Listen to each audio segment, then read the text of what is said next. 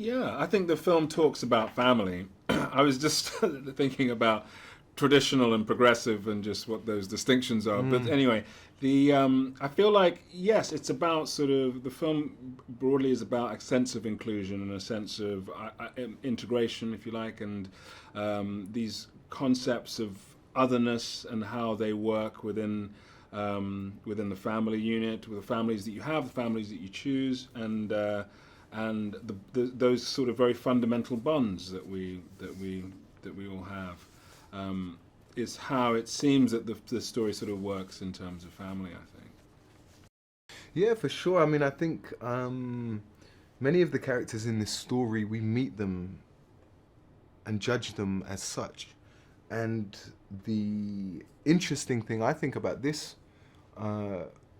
movie and most movies that are done well is the journey that we see them go on, the changes, the internal moral changes that we see happening.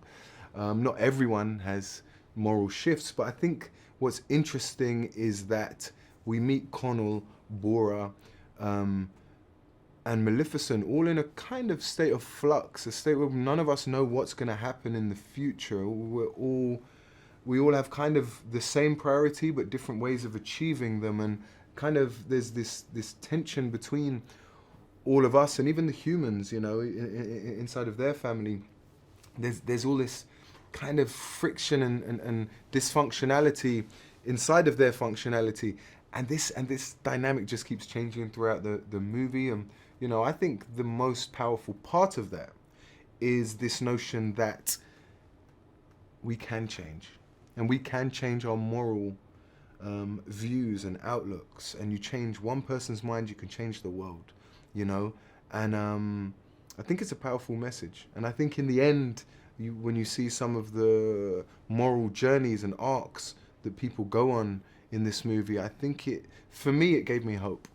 It gave me hope. It gave me more hope than when I look on Twitter, and I feel like people are not so open to changing their minds. But I'm an optimist.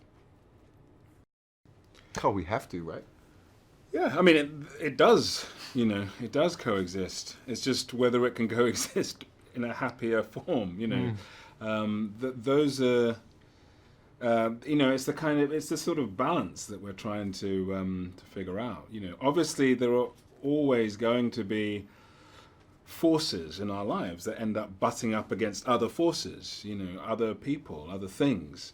There are contradictions even within us, you know, within ourselves. And so obviously there are differences in societies, there are differences in cultures, there are choices that people make that are the exact polar opposite of the choices that their neighbor makes. And figuring out how to live together in a sort of functional way is the great challenge of humanity. You know, we haven't figured out how to do that. And then on top of that, to try and work out how we do that in harmony with the environments that we're in, you know, is these increasing challenges that we face. I mean, age-old challenges and new ones, you know, just for groups that haven't worked out the old ones, you know. So here we are. I mean, I think it's very important for every individual to be true to themselves, you know, to find what is your true energy, your true, what makes you happy, what really brings you joy, and how you can bring joy to other people. Then we can find self-esteem, self-love, and therefore love for everyone else, and we can all get along a little bit better. So of course, this is important, you know.